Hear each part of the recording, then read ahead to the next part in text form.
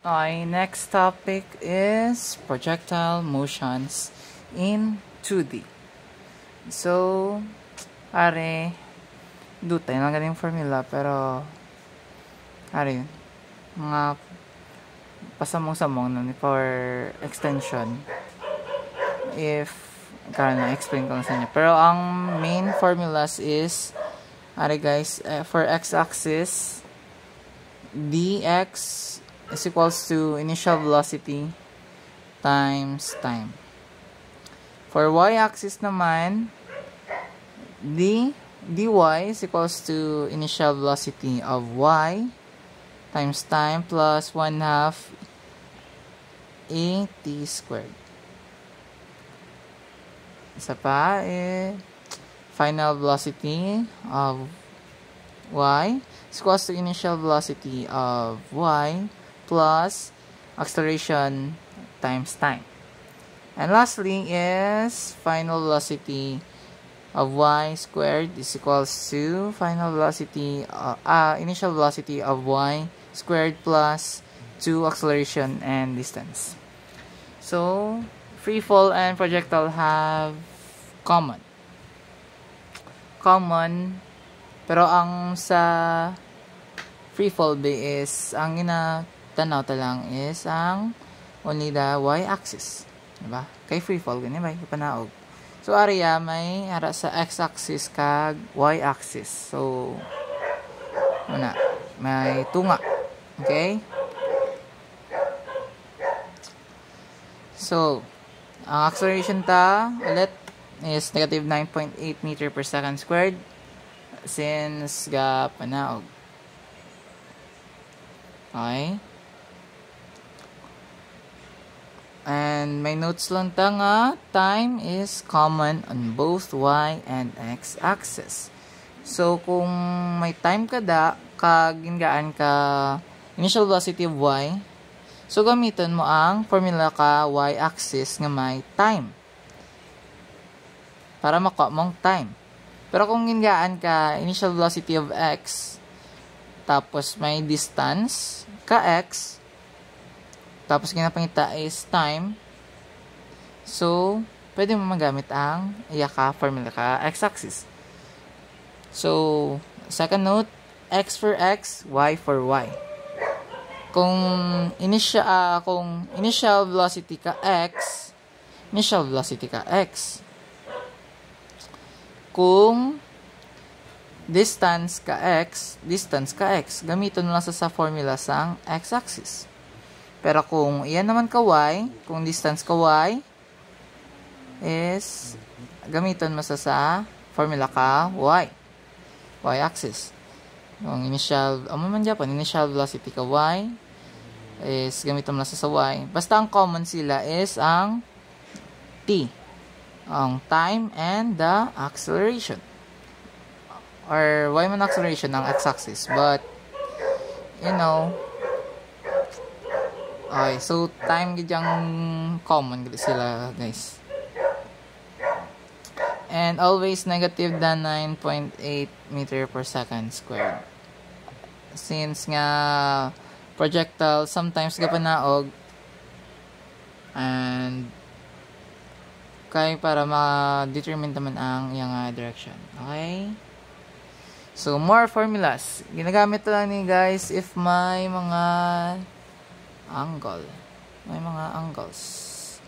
O may mga angles bilang nga mga given. Pwede naman magamit ni. But amo ning prefer ko gamiton since nga hapos lang and mas dasig. So apat na lang sila guys. So t if half time is guys half time. Okay, from A to B. Ari naman is hang time or full time. Which is that t is equals to velocity of sign. Ang v gali guys, kung v lang for example v, ang na siya dyan, diba? Ano sa? Y, ari x. Kung v lang, ari sa, v. Pero kung ari di sa may x, ano tawag siya? V over x. Kung nga di sa y, v, y. Pero kung nga sa tunga nila, so v lang. So, meaning, gaagi sa tunga sang x, kag y. Nasa. So, magamit ni sa if may mga angles and sa mga problems na may angle, ang duka amal ni sa isa. Yan. Tapos, tapos may. So, may angle ka di. Tapos, diri ang v mo, vi, initial velocity, ari ang imo nga height, maximum height, tapos ari ang imo nga range from A, B, C. From A to C. Nasa guys ang range guys ha. So ang formula, and T is equals to velocity sine theta over G or over A. Gravity or A, it's still the same. Okay?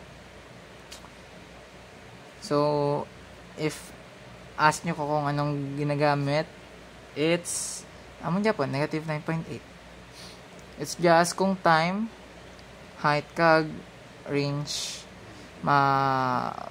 positive lang sa, for your, naman lang, common sense. May negative na time, di ba wala?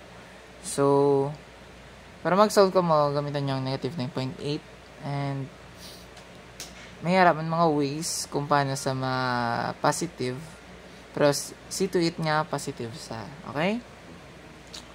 So, manang formula, T is equals to velocity sine theta over G if half time. T is equals to 2v sine theta over G if hang time. And H is equals to v squared sine theta squared over 2g if the maximum height, and range is equals to v2 sine 2 theta, 2 times theta over g.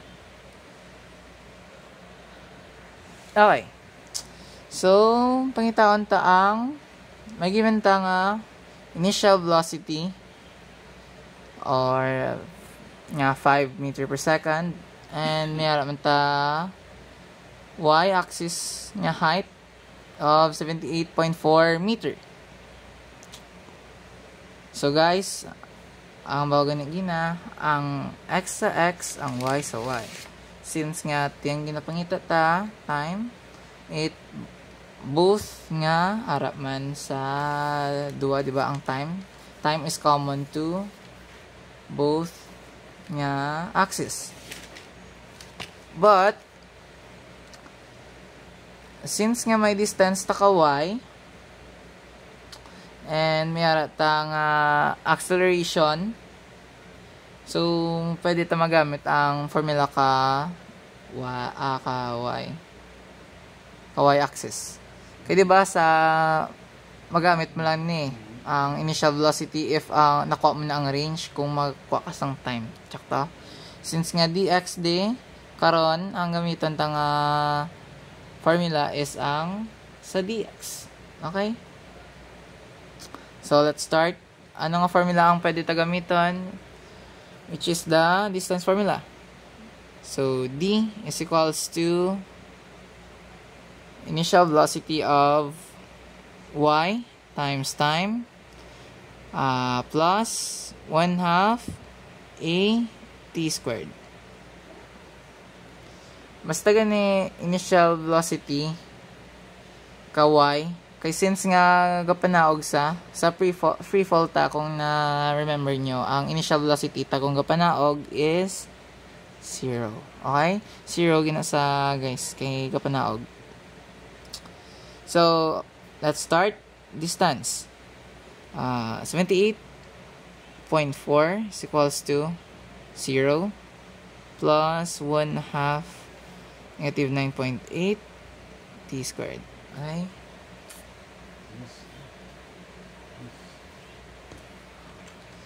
So, 9.8 divided by 2 is negative 4.9. 78.4 is equals to negative 4.9 t squared. Divide both sides by negative 4.9.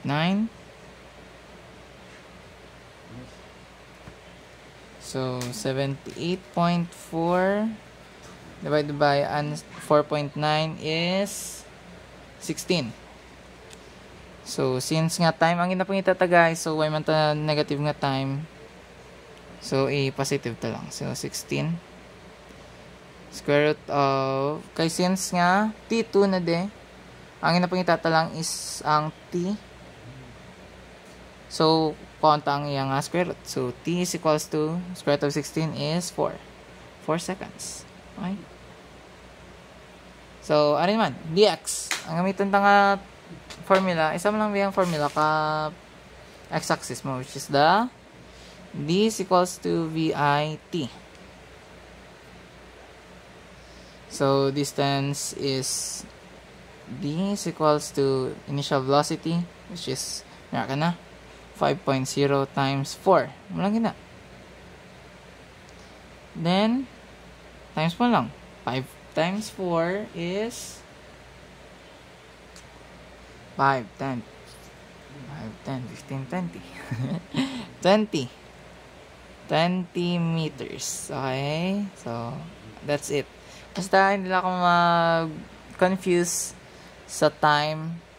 Kag ang paminsaran nyo good per me kung x, yun naka-x. Kung y, yun naka-y. Mas taga pa horizontal, x. Kung pa vertical, yan naka-y. Ano? Okay? Para hindi mo magtalang kag hindi mo magsala. Kay if nagamit ka gamitan mo ni sabi initial velocity. Ang gingamit mo initial velocity ka x. So, ang answer ya is hindi na iya ka x. Hindi na iya ka y. Alright. So, malayo ng answer mo. So, just to make sure, x for x, y for y. Okay? Okay, next. So, dili na tayo magamit sa mga atong may angles. Okay? So, dire. Yung napangita is ang dy or the maximum height. Maximum height, may tatawagin na, which is h is equals to v2 sine theta squared over 2g. So, may mga components naman ta guys. May initial velocity, may angle, may gravity. So, i-plug in ta lang gid ya. H is equals to 4.5 squared sine of 66 squared over 2 9.8. Okay, ako mag-solve na mag-calculate for to make sure lang gid. Isa-isa ko sa 4.5 squared is equals to 20.25 tapos kuhan ko sine 66 wait. Answer sine 66 of squared mo sa 11.90, then divide it by 2 times 9.8.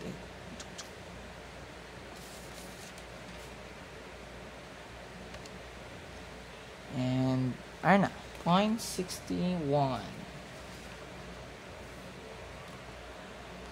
Okay, so 0.61. So ayan, the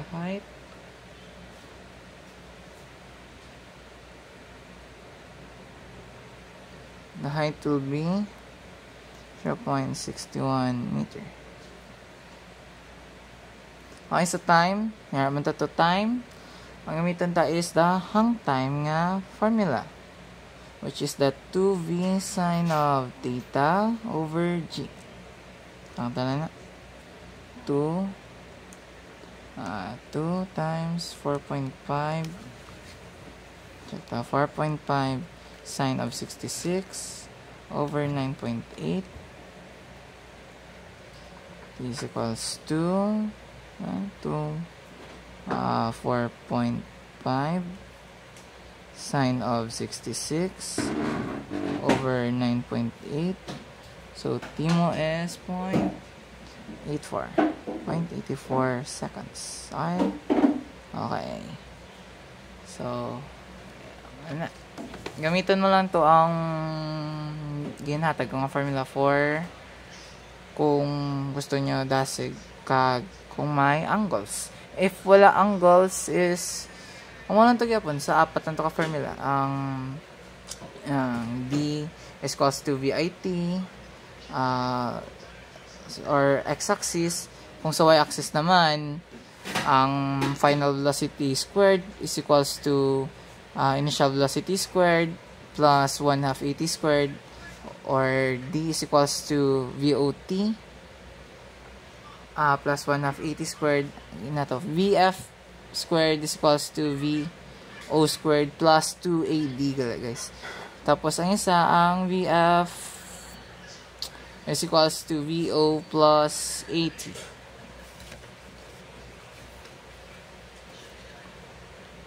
So, muna.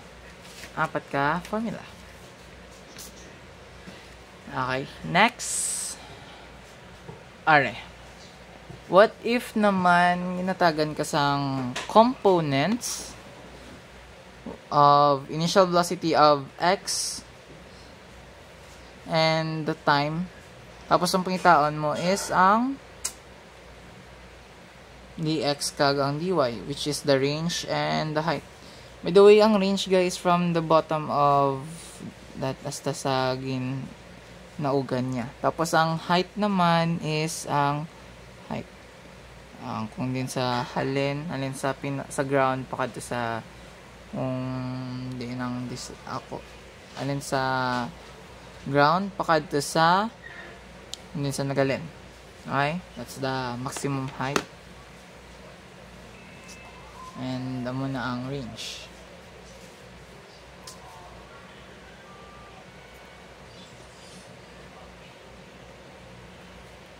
Okay, first, anong obranta? Mitan ta sang dx. Una ang range na. Okay.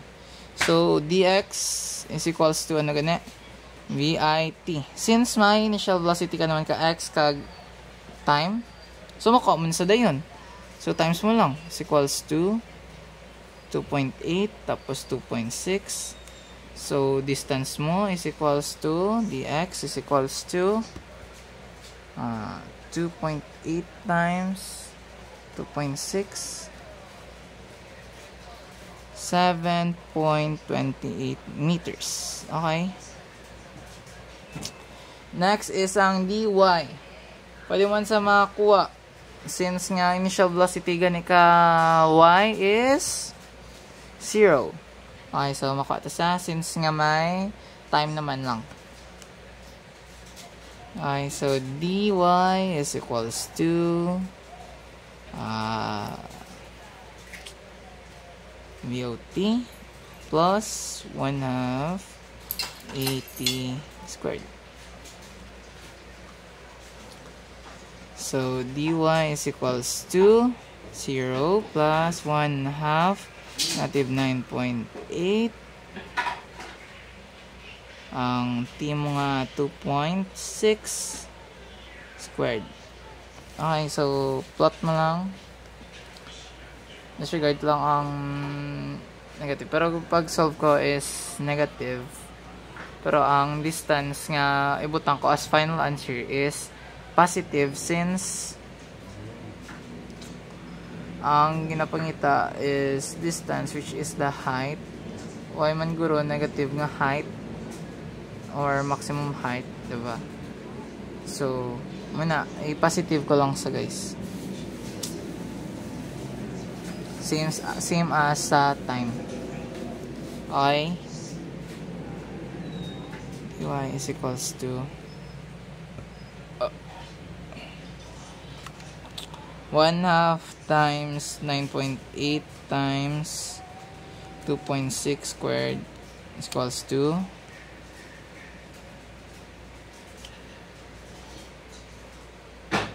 okay, 33.12 meters.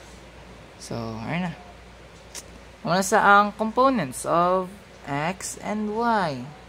If distance, para kung velocity, ang matukaon mong VI di, tapos kaon man ang VF. VI kag VI sa both. If components, balagin na pangita guys. Muna sa, kaon yun sa ang initial velocity ka I, ka x, kaon yun man ang initial velocity ka y. Okay, next is, maglumpat sa, so, di ang maximum height ya. Tapos sa range. Gan ka height, and then the range.